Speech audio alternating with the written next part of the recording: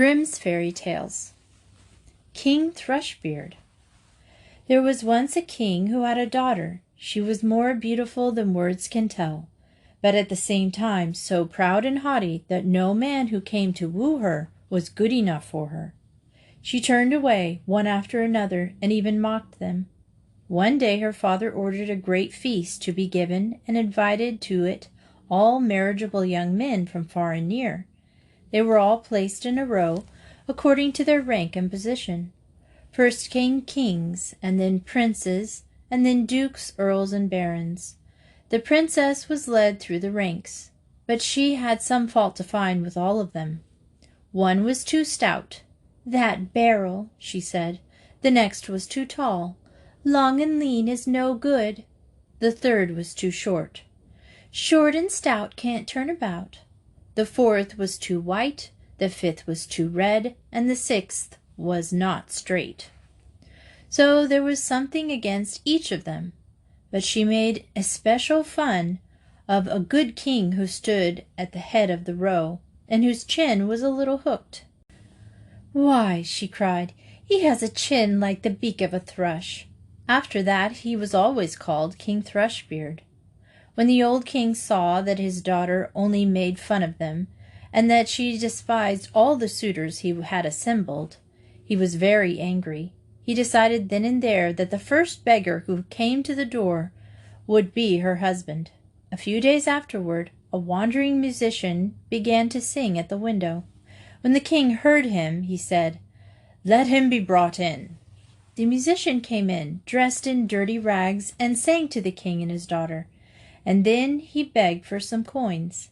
The king said, "Your song has pleased me so much that I will give you my daughter for your wife." The princess was horror-stricken, but the king said, "I have sworn an oath to give you in marriage to the first beggar who came." No entreaties were of any avail. A parson was brought, and she had to marry the musician then and there. When the ceremony was completed, the king said, "Now that you are a beggar woman, you can't stay in my castle any longer. You must go away with your husband." The beggar took her by the hand and led her away on foot. When they came to a big wood, she asked, "Ah, who is the lord of this forest so fine? It belongs to King Thrushbeard. It might have been thine. If his queen you had been, ah, sad must I sing. I would I'd accepted the love of a king." After that they reached a great meadow, and she asked again, "Ah, who is the lord of these meadows so fine? They belong to King Thrushbeard, and would have been thine, if his queen you had been. Ah, sad must I sing. I would I'd accepted the hand of the king." Then they passed through a large town, and again she asked, "Ah, who is the lord of this city so fine? It belongs to King Thrushbeard, and it might have been thine, if his queen you had been. Ah, sad must I sing. I would I'd accepted the heart of the king." "It doesn't please me at all. You may be sure," said the musician, "that you are always wishing for another husband. Am I not good enough for you?" At last they came to a wretched little hovel, and she said, "Ah, heavens! What's this house so mean and small? This wretched little hut's no house at all." The musician answered, "This is my house and yours, where we are to live together." The door was so low that she had to stoop to get in. "Where are the servants?" asked the princess. "Servants indeed," answered the beggar. "Whatever you want to do, you must do it yourself. Light the fire and put the kettle on to make my supper. I am very tired." But the princess knew nothing about lighting fires or cooking, and to get it done at all the beggar had to do it himself. When they had finished their humble fare, they went to bed. But in the morning the man made her get up very early to do the housework. They lived like this for a few days, till they had eaten up all their food. Then the man said, "Wife, this won't do. You can't live here without working. You shall make baskets." So he went out and cut some willow twigs and brought them home. She began to weave them, but the hard twigs bruised her tender hands. "I see that won't do," said the beggar. "You had better spin. Perhaps you can manage that." So she sat down and tried to spin, but the harsh yarn soon cut her delicate fingers and made them bleed. "Now you see," said the man, "what a good-for-nothing you are. I have made a bad bargain of you, but I will try to start a trade in earthenware. You must sit in the market and offer your goods for sale." "Alas," she thought, "if any of the people from my father's kingdom come and see me sitting in the marketplace offering goods for sale, they will scoff at me." But it was no good. She had to obey, unless she meant to die of hunger. All went well the first time. The people willingly bought her wares because she was so handsome, and they paid what she asked them. Some even gave her money and left her the pots as well. They lived on the gains as long as they lasted, and then the man laid in a new stock of wares. She took her seat in a corner of the market and set out her crockery about her. Suddenly a thoughtless horseman came galloping up and rode right in among the pots, breaking them into 1,000 bits. She began to cry and was so frightened that she did not know what to do. "Oh, what will become of me?" she cried. "What will my husband say to me?" She ran home and told him her misfortune. "Who would ever think of sitting at the corner of the market with crockery?" he said. "Stop that crying. I see you are no manner of use for any decent kind of work. I have been to our king's palace and asked if they do not want a kitchen maid, and they have promised to try you. You will get your meals there, at any rate." So the princess became a kitchen maid and had to wait upon the cook. She tied a pot onto each of her pockets, and in them took home her share of the scraps, leaving, and upon these they lived. It so happened that the marriage of the eldest princess just then took place, and the poor girl went upstairs and stood behind the curtains to peep at all the splendor. When the rooms were lighted up and she saw the guests streaming in, one more beautiful than the other, the scene grew more and more brilliant, and she thought with a heavy heart of her sad fate. Every now and then the servants would throw her bits from the savory dishes they were carrying away from the feast, and these she put into her pots to take home with her. All at once the king's son came in. He was dressed in silk and velvet. He had a golden chain round his neck. When he saw the beautiful girl standing at the door, he seized her by the hand and asked her to dance. But she shrank and refused because she saw that it was King Thrushbeard, who had been one of the suitors for her hand, and whom she had scornfully driven away. Her resistance was no use, and he dragged her into the hall. The string by which her pockets were suspended broke. Down fell the pots, and the soup and food scraps spilled all over the floor. When the guests saw it, they burst into shouts of mocking laughter. She was so ashamed that she would gladly have sunk into the earth. She rushed to the door and tried to escape, but on the stairs a man stopped her and brought her back. When she looked at him, she saw that it was King Thrushbeard again. He spoke kindly to her and said, "Do not be afraid. I and the beggar man, who lived in the poor little hovel with you, are one and the same. For love of you I disguised myself, and I was also the horseman who rode among your pots, and this I did to bend your proud spirit, to punish you for the haughtiness with which you mocked me." She wept bitterly and said, "I was very wicked, and I'm not worthy to be your wife." But he said, "Be happy. Those evil days are over. Now we will celebrate our true wedding." The waiting women came and put fine clothes upon her, and her father with all his court came and wished her joy on her marriage with King Thrushbeard. Then, in truth, her happiness began. The Turnip. There were once two brothers, who both served as soldiers. One was rich and the other was poor. The poor one, wishing better for himself, discarded his uniform and worked like a peasant. He dug and hoed his little field and sowed turnip seed. The seed came up, and one of the turnips grew to such an enormous size that it seemed as though it would never stop growing. It might have been called the Queen of Turnips, for its like had never been seen before, nor ever would be again. At last it was so big that it filled a cart and needed 2 oxen to draw it. The peasants could not imagine what would come of it, whether it would bring good luck or bad.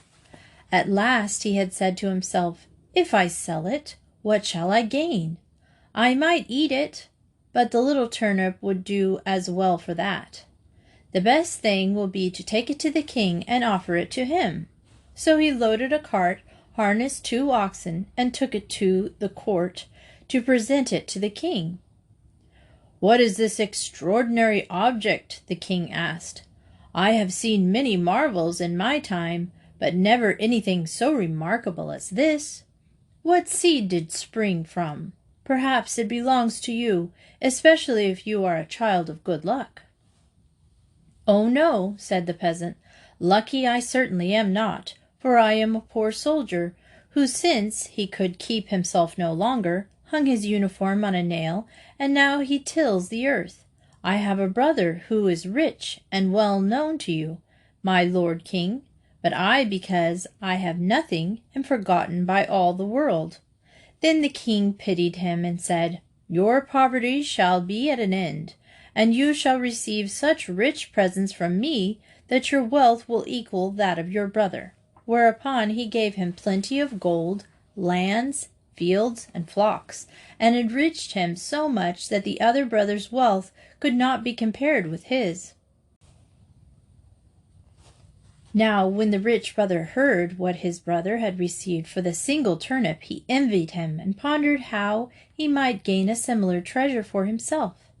But he wanted to show himself much cleverer, so he took gold and horses and presented them to the king, feeling certain that he would give him a far handsomer gift. For if his brother got so much for a turnip, what would he not be given for beautiful things? The king took the presents, saying that he could give him in return nothing rarer or better than the huge turnip. So the rich brother had to put his brother's turnip into a cart and have it taken home. Then he did not know on whom to expend his wrath and bitterness, till evil thoughts came to him, and he determined to kill his brother. He hired murderers who were to place themselves in ambush, and then he went to his brother and said, "Dear brother, I know of a secret treasure, which we will carry off and divide." The other agreed and went without suspicion. But when they reached the ambush, the murderers sprang upon him and bound him and prepared to hang him on a tree. While they were about it, they heard in the distance the clatter of hoofs and the sound of singing, which frightened them so much that they stuck their prisoner's head foremost into a sack, slung it up on a branch, and ran away. But the man in the sack worked a hole in it and stuck his head out through it. Now the traveler turned out to be a student, a young fellow who was riding through the wood, singing cheerily. When the man up in the sack saw someone down below, he called out, "Good day! You have come in the nick of time." The student looked all around, but could not make out where the voice came from. At last he said, "Who calls?" A voice from above answered, "Raise your eyes. I am sitting up here in the sack of wisdom, and in a short time I have learned so much that the wisdom of the schools is as air compared to mine. Soon I shall be quite perfect, and shall come down and be the wisest of all mankind. I understand the stars and the signs of the heavens, the blowing of the wind, the sand of the sea, the healing of the sickness, and the power of herbs, birds, and stones. If you were once inside, you would feel what wonders flow from the sack of knowledge." When the student heard this, he was astonished and said, "If only I, too, might get into the sack for a short time." The other answered as though unwillingly, "I will let you in for a little while for payment and kind words, but you must wait an hour, as there is something rather difficult which I must learn first." But when the student had waited a little, he grew impatient and begged to get in. So great was his thirst for knowledge. Then the man in the sack pretended to give in and said, "In order that I may get out of the sack, you must let it down. Then you can get in." So the student let down and undid the sack and released the prisoner and said, "Now pull me up as fast as possible." And he tried to get into the sack and stand upright in it. "Stop," said the other, "that won't do." And he packed him in a head first, tied them up, and slung up the student, dangling him in the air. Then he said, "How are you, my dear fellow? You will soon feel wisdom coming upon you, and will have a most interesting experience. Sit still till you are wiser." Whereupon he mounted the student's horse and rode off, but sent someone in an hour to let him down again. The Four Accomplished Brothers. There was once a poor man who had 4 sons. When they were grown up, he told them that they must now make their own way in the world. "I have nothing to give you," he said, "and so you must each go out among strangers and learn a trade." The 4 brothers then bade their father good-bye and went away together. After they had traveled some distance, they came to a point where 4 crossroads met. "Here we must part," said the eldest brother. "In 4 years we will meet again in this place. Meantime, we must seek our fortunes." Each brother went his way. The eldest brother soon met a man who asked his business and where he was bound. "I wish to learn a trade," he replied. "Then come with me," said the man, "and become a thief." "No," replied the other, "this is not an honorable trade. Besides, the end of it is that one has to be punished." "Oh, you need not fear that," said the thief. "I will teach you so that no one shall ever be able to catch you or find any trace of you." Then the man let himself be persuaded, and became such an accomplished thief that nothing was safe which he set his mind on having. Meanwhile the second brother had met a man who asked him the very same question. "I do not know yet," he answered. "Then come with me and become a stargazer," said the man. "There is nothing better than that, for nothing is hidden from you." He went with him and became so skillful a stargazer that when he was about to part from his master, the latter gave him a telescope and said, "With this you can see all that occurs on earth and in heavens, and nothing can remain hidden from you." The third brother was taken in hand by a huntsman and received such excellent instructions in all branches of huntsmanship that he became a famous huntsman. On leaving, his master presented him with a gun, which he said would never miss, for whatever he aimed at, it was sure to hit. The youngest brother had meanwhile met a tailor, and was asked if he would not like that trade. "I am not sure about that," he answered. "I'm not sure I would like to sit cross-legged from morning till night, or to stitch backwards and forwards and all the livelong day." "Oh," cried the man, "you are talking about what you do not understand. With me you will learn a different kind of tailoring, which is honorable in its way, besides being easy." So he let the man persuade him, and they went on together, and he learned the tailoring art from its beginning. When they parted, his master gave him a needle and said, "With this you can sew together anything, whether it is as tender as an eggshell or as hard as steel. Not even a seam will be visible to anyone afterwards." When the years passed, the 4 brothers arrived at the same time at the crossroad, and embraced each other, returned home to their father. He was pleased and cried out, "Ah, so the wind has blown you back again!" And whereupon they related all their adventures, and said they had each learned a trade. While they were telling their tales, they sat under a great tree, and as soon as they had done so, their father said he would now put their accomplishments to the test. He looked up, and then said to his second son, "At the top of this tree, between two branches, is a finch nest. Now, tell me how many eggs there are in it." The stargazer took his glass and looked through it. "There are 5 eggs." "Fetch the eggs down without disturbing the mother bird who is sitting on the eggs." The father then said to his eldest son.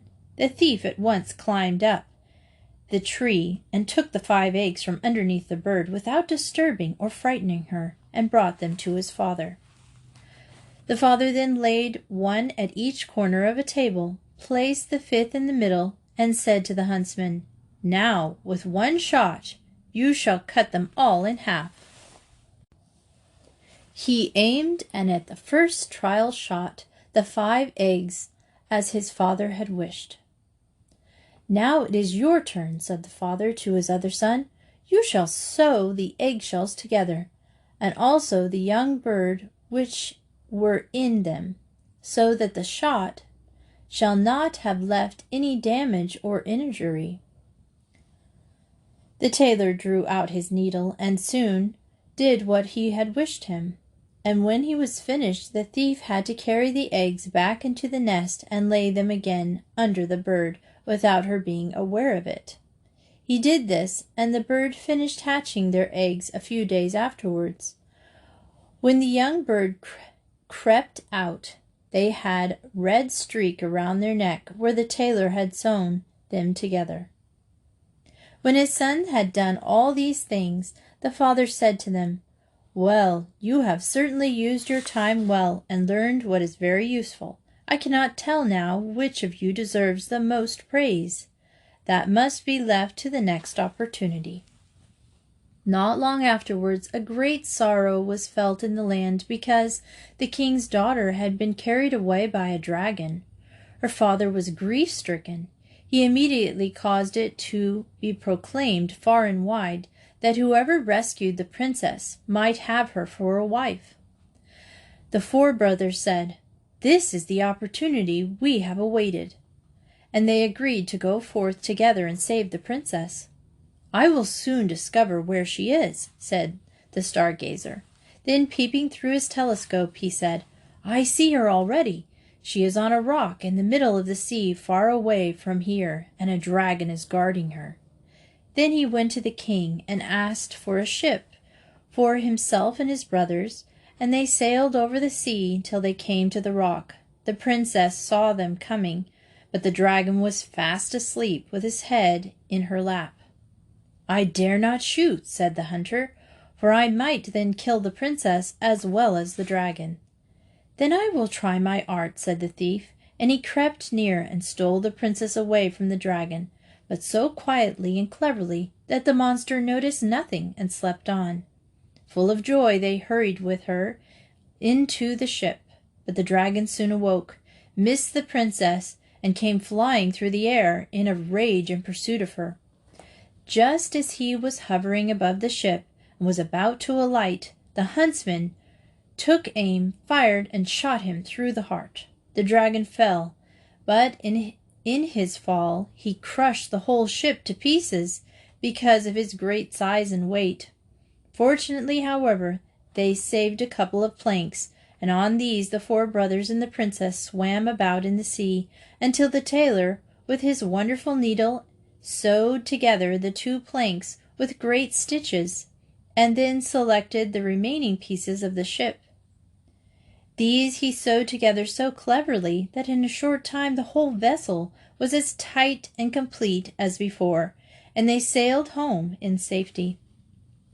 As soon as the king saw his daughter again, he was very glad, and said to the 4 brothers, "One of you may have my daughter as his wife, but you must settle among yourselves which one it is to be." Whereupon a great quarrel took place. The stargazer said, "If I had not seen the princess, your other arts would have been of no use." Therefore she is mine." But the thief said, "Of what use would your seeing have been if I had not stolen away the princess from the dragon? The princess is mine." The huntsman said, "But you would have all been torn to pieces by the dragon had not my bullet reached its heart, and so she must be mine." The tailor said, "If it had not been for my sewing the ship together, you would have all been drowned. No, the princess is mine." Then the king settled the quarrel by saying, "You have all an equal claim, but since you cannot all have the princess, not one of you shall have her. Instead, I will give each of you part of my kingdom as a reward." This decision pleased the brothers, who said, "Yes, it will be well, and better so, for when we shall remain united." Therefore, each of them received part of the kingdom, and they lived happily together with their father. The Singing Bone. There was once upon a time in a certain country a wild boar that destroyed farmers' fields, killed cattle, and did a great amount of damage with his tusks. In desperation, the king proclaimed that a large reward would be given to anyone who would free the land from this plague. However, the beast was so big and strong that no one would dare risk his life by going near the forest in which it lived. At last the king gave notice that the man who might capture or kill the wild boar would be given the hand of his only daughter, the princess, in marriage. Two brothers who lived in the country, sons of a poor man, declared themselves willing to the challenge, the wild boar. The older brother was crafty, proud, and shrewd, while the younger one was innocent, simple, and kind. On the day set for the hunt, the king said to the brothers, "You must go into the forest from opposite sides. In that way, you may be more sure of finding the beast." The elder brother whereupon went into the forest on the west side, and the younger brother entered from the east. When the younger brother had gone a short way, a little man holding a black spear came forth and announced, "Take this spear. It is given to you as a gift, because your heart is pure and good. With it you can boldly attack the wild boar, and it will do you no harm." Thus saying, he handed over the spear. Before proceeding much farther, the younger brother saw the beast, which charged at him in a mad rush. He held the spear in front of him, and the boar, in its blind fury, ran so swiftly against it that it was killed in an instant. Taking the monster on his back, the younger brother made his way back through the forest. As he came out of the woods, he saw an inn. The sounds of music and laughter came from it. The elder brother had gone into the inn to make merry, thinking that after all the boar would not run away, and that it could wait. But when he saw his younger brother coming out of the wood with his prize on his back, his evil heart gave him no peace. He called out to him, "Come in, dear brother, rest and refresh yourself." The youth, who suspected no evil, went in and told him about the good little man who had given him the spear with which he had slain the boar. The older brother kept him there until evening, and then they went away together. When in darkness they came to a bridge over a brook, the elder brother let the other go first, and halfway across he struck the younger brother with a blow from behind, killing him. He buried him beneath the bridge, took the boar, and carried to the king, pretending that he had killed it. He then obtained the king's daughter in marriage, and when his younger brother did not come back, he said, "The boar must have killed him before I came upon the boar myself," and everyone believed him. Years afterward, a shepherd was driving his herd across the bridge, and he saw laying in the sand beneath a snow-white little bone. He thought that it would make a good mouthpiece for his horn. So he climbed down, picked it up, and cut it out. When he blew through it for the first time, he was astonished to hear the bone begin to sing of its own accord. "You blow upon my bone, my friend. Long have I lain beside the water. My brother killed me, not the boar, and married the king's young daughter. "What a wonderful horn!" exclaimed the shepherd. "It sings by itself. I must take it to the king at once." And when he came with it to the king, the horn again began to sing its little song. The king understood it all, and then ordered the ground below the bridge to be dug up. And so the evil deed came to light. The wicked brother could not deny the deed, thereupon was duly punished for it. The 3 Feathers.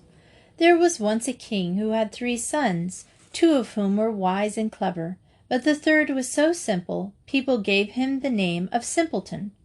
When the king became old and thought that his end was near, he was at a loss to know to whom he should leave his kingdom. So he said to his sons one day, "Go out into the world, and the one who brings back the most beautiful carpet shall be king on my death."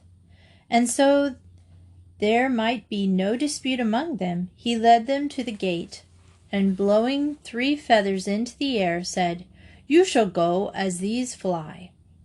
1 feather flew to the east, 1 to the west, and the third went up in the air and soon fell back to the ground. 1 of the brothers went to the right and 1 to the left, while Simpleton was forced to stay there. He sat down, feeling very sad, but as he looked around, he saw a trap door near where the feather lay. He raised it, and finding steps, went down them. At the foot of the stairs he came to another door, at which he knocked. The door opened.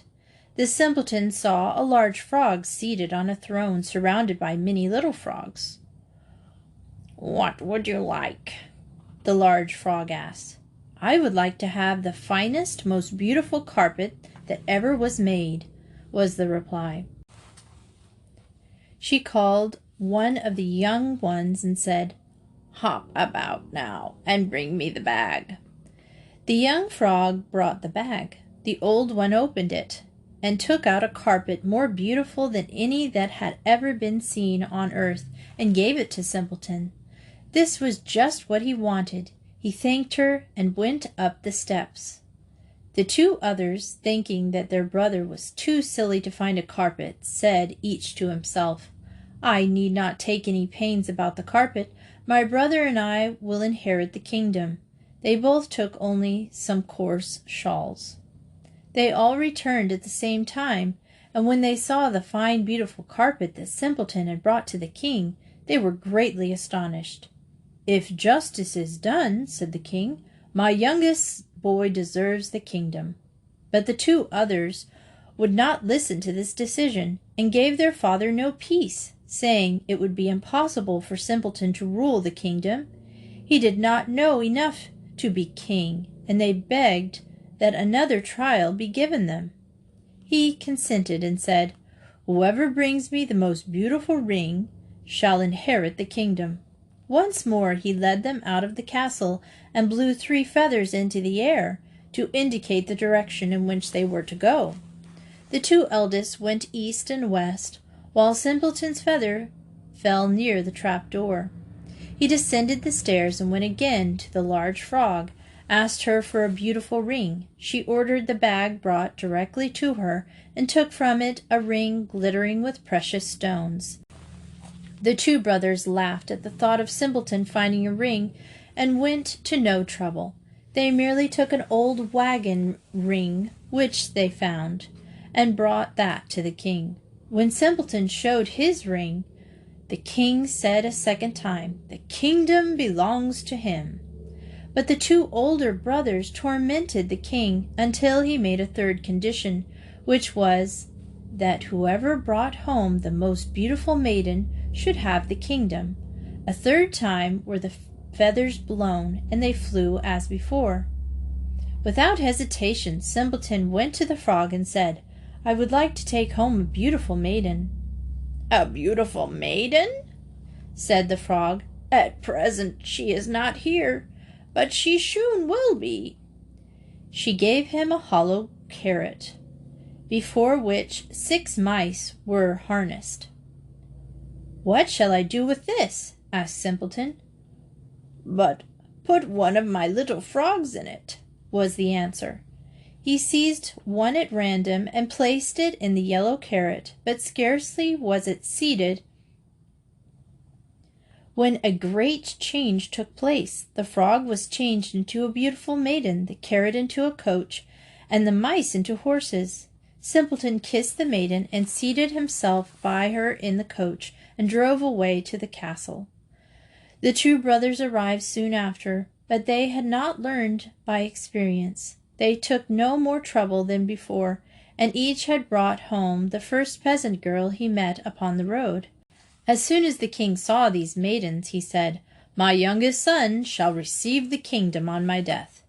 But the two elder sons deafened the king with their clamors. "We will not consent to that." They asked that the maidens be made to jump through a hoop that hung in the hall, thinking only the peasant girls would be able to do this, and that the tender maiden would kill herself. The king, wearied by their grumbling, consented to have it settled in that way. The two peasant girls jumped through the hoops, but they were so clumsy that they fell. The beautiful maiden, however, sprang through as lightly as a deer and landed safely on her feet. It was useless to raise further objections.